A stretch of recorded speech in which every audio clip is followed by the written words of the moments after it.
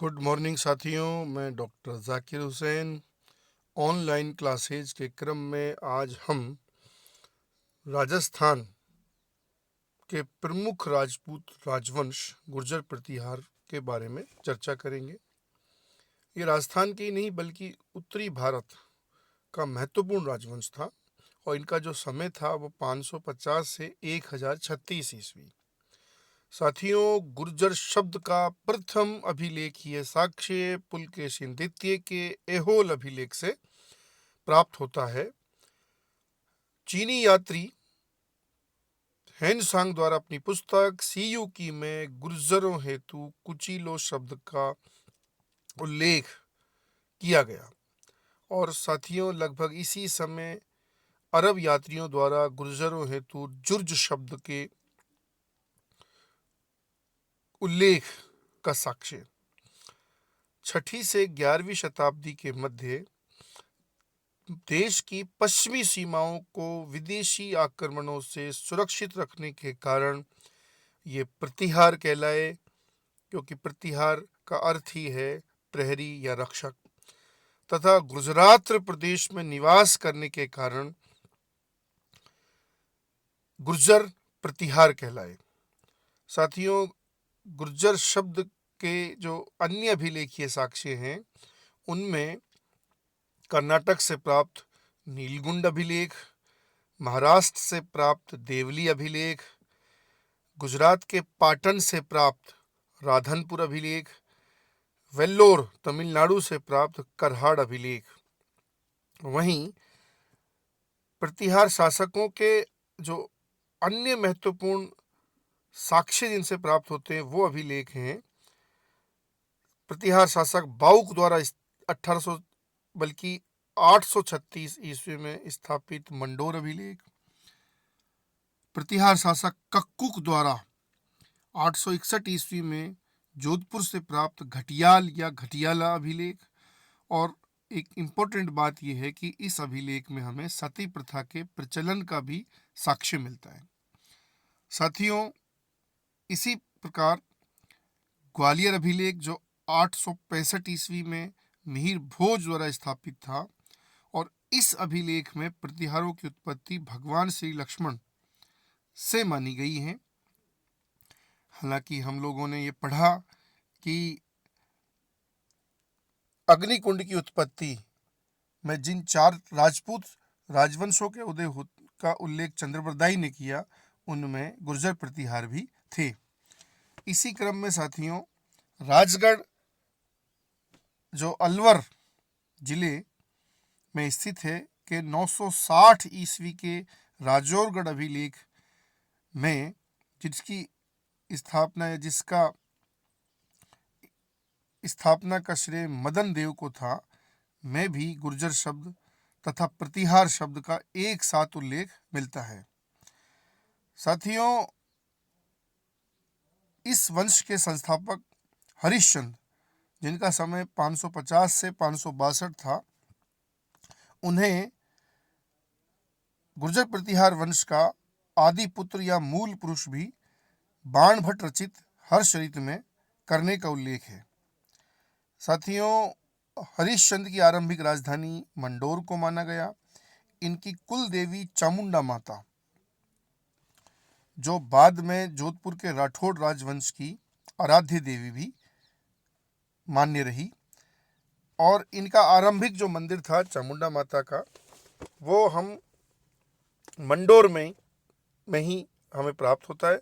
और कालांतर में इसे ही राव जोधा द्वारा, जो राठौड़ राजवंश के महत्वपूर्ण शासक थे, उन्होंने जिस मेहरानगढ़ दुर्ग को स्थापित किया, उसी में स्थानांतरित करने का उल्लेख है। साथियों, हरिश्चंद्र की 2 पत्नियों का उल्लेख मिलता है। एक ब्राह्मण पत्नी रत्ना और दूसरी क्षत्रिय पत्नी भद्रा। ऐसी मान्यता है कि ब्राह्मण पत्नी रत्ना से जिन संतानों का जन्म हुआ उन्हें ब्राह्मण प्रतिहार कहा गया, तथा क्षत्रिय पत्नी भद्रा से जिन संतानों का जन्म हुआ उन्हें क्षत्रिय प्रतिहार कहा गया। चूंकि बाद में उत्तराधिकार संघर्ष हुआ और इस क्रम में ब्राह्मण पत्नी रत्ना से प्राप्त पुत्र दद्द प्रथम द्वारा उज्जैन को अपनी द्वितीय राजधानी बनाने का उल्लेख है। साथ ही क्षत्रिय पत्नी भद्रा से 4 पुत्रों का जन्म होता है और उनमें जो उत्तराधिकारी पुत्र थे उनको रज्जिल माना गया और उन्होंने अपनी राजधानी मंडोर को ही जारी रखा। साथियों, मंडोर शाखा में रज्जिल के बाद बनने वाला शासक थे या शासक का नाम था नरभट्ट और रज्जिल का पौत्र था साथियों बहुत ही महत्वपूर्ण शासक जो बना वो था नागभट्ट प्रथम। और हम अब नागभट्ट प्रथम से ही गुर्जर प्रतिहार राजवंश को शुरू करते हैं। साथियों, नागभट्ट प्रथम को इतिहास में गुर्जर प्रतिहार वंश की या शाखा के प्रथम ऐतिहासिक शासक की संज्ञा दी गई है। सूकड़ी नदी के किनारे स्वर्णगिरी या सोनगिरी पहाड़ी पर चावड़ा राजपूतों से छीनकर उन्होंने आधुनिक जालोर दुर्ग की स्थापना की। और साथियों, जानते हैं कि सूफी संत मलिक शाह की दरगाह भी इसी दुर्ग में है। मंडोर के पश्चात क्रमशः मेड़ता और भीनमाल जो गुर्जर प्रतिहारों की राजधानियां रही उनकी स्थापना का श्रेय भी नागभट्ट प्रथम को ही है। और इस क्रम में नागभट्ट प्रथम को नारायण अथवा नागावलोक नामों से भी इतिहास में जाना गया। उज्जैन में मंडोर की प्रतिहार शाखाओं को एकीकृत करने का श्रेय भी नागभट्ट प्रथम को ही था। मेवाड़ी शासक पप्पा रावल के सहयोग से 738 ईस्वी में द्वितीय अरब आक्रमणकारी जुनेद को पराजित करने का श्रेय भी नागभट्ट प्रथम को था। और इससे पुष्टि होती है कि निश्चित रूप से 600 से 11वीं शताब्दी के मध्य पश्चिमी सीमाओं की सुरक्षा का प्रयास गुर्जर प्रतिहारों ने किया। मेरे साथियों, मिहिर भोज के ग्वालियर अभिलेख में इन्हें यानी नागभट्ट प्रथम को मलेच्छों के विनाशक की संज्ञा दी गई है। नागभट्ट प्रथम के बाद जो क्रमशः शासक बने उनमें कक्कुक, जिन्हें कक्कुस्थ भी कहा गया, देवराज जो कक्कुक का छोटा भाई था, वत्सराज जो देवराज के पुत्र माने गए हैं। और साथियों, नागभट्ट प्रथम के बाद जो महत्वपूर्ण शासक हमें प्राप्त होते हैं वो हैं वत्सराज, जिनका समय 775 से 800 ईस्वी और वत्सराज के पिता देवराज थे। साथियों, वत्सराज को संज्ञा दी जाती है गुर्जर प्रतिहार वंश के वास्तविक संस्थापक की। तो अब हम थोड़ा क्लियर करते हैं। गुर्जर प्रतिहार वंश के यदि आदिम पुरुष, मूल पुरुष पूछा जाए तो हरिश्चंद्र, प्रथम ऐतिहासिक शासक पूछा जाए तो नागभट्ट और वास्तविक संस्थापक पूछा जाए तो वत्सराज। साथियों, कन्नौज पर अधिकार के लिए हम जानते हैं कि 8वीं से 10वीं शताब्दी के मध्य कुल 6 चरणों में चलने वाले लगभग 150 वर्षीय बंगाल के पाल शासकों तथा दक्षिण के राष्ट्रकूट शासकों के साथ जो त्रिपक्षीय संघर्ष शुरू हुआ उसको शुरू करने का श्रेय भी वत्सराज को ही दिया जाता है।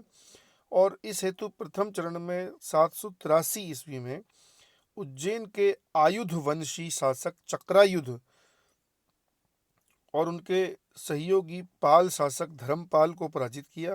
लेकिन इसी समय राष्ट्रकूट शासक जो दक्षिण से उत्तर की ओर आते थे उनके महत्वपूर्ण शासक ध्रुव प्रथम द्वारा प्रथम चरण में हस्तक्षेप करते हुए वत्सराज को पराजित करने का उल्लेख है। लेकिन ध्रुव प्रथम शीघ्र ही दक्षिण लौट जाने के कारण प्रथम चरण की समाप्ति होती है। साथियों, ये क्लियर कर लीजिए कि यद्यपि बहुत ही शक्तिशाली थे दक्षिणी भारत के राष्ट्रकूट, लेकिन उनकी अपनी दक्षिण की जो समस्याएं थी उसके लिए वो उन्हें के आंधी की तरह आने और तूफान की तरह वापस जाने का उल्लेख मिलता है। और साथ ही अगर इस त्रिपक्षीय संघर्ष की बात की जाए तो इसकी शुरुआत का श्रेय भी गुर्जर प्रतिहारों का है और इन्हें अगर अंतिम रूप से इस संघर्ष में किसी ने विजय प्राप्त की तो वो भी गुर्जर प्रतिहार ही थे। तो वत्सराज के यदि हम दरबारी विद्वानों की बात करें तो नंबर 1 है उद्योतन सूरी, जो एक जैन विद्वान थे और उन्होंने प्राकृत भाषा में कुवले माला नामक एक ग्रंथ की रचना की जो बहुत ही महत्वपूर्ण है। और साथियों, मैंने आपको ये बताया भी था कि मरु भाषा और मरु प्रदेश का उल्लेख भी इसी पुस्तक में मिलता है पहली बार। फिर द्वितीय साथियों जिनसेन सूरी, इन्होंने हरिवंश पुराण ग्रंथ की रचना की और राजस्थान के भुवनेश्वर अर्थात देवालय नगर की संज्ञा वाले ओसिया, जिसको उपकेश पट्टन भी कहा जाता है, में जो 18 बड़े मंदिर हैं उनमें से अधिकांश का निर्माण भी इन्हीं के द्वारा करने का उल्लेख है। और साथियों, ये राजस्थान में नागर शैली के महत्वपूर्ण मंदिर थे और नागर शैली की उपशैलियाँ हमें यहाँ 3 उपशैलियाँ मिलती हैं, एक पंचायतन शैली, दूसरी महामारू शैली और तीसरी भूमिज शैली। तो साथियों, अब हम कुल मिलाकर के गुर्जर प्रतिहार राजवंश में जो अच्छे से शुरुआत करेंगे वो वत्सराज से करेंगे और आप इसे अच्छे से एक बार पढ़ें और पढ़ने के बाद फिर मैं अगली क्लास में इसे और डिटेल में पढ़ाऊंगा और आप उसे इस टॉपिक को अपने स्तर पर पढ़ेंगे और फिर हम एक अच्छी चर्चा करेंगे। ठीक है साथियों।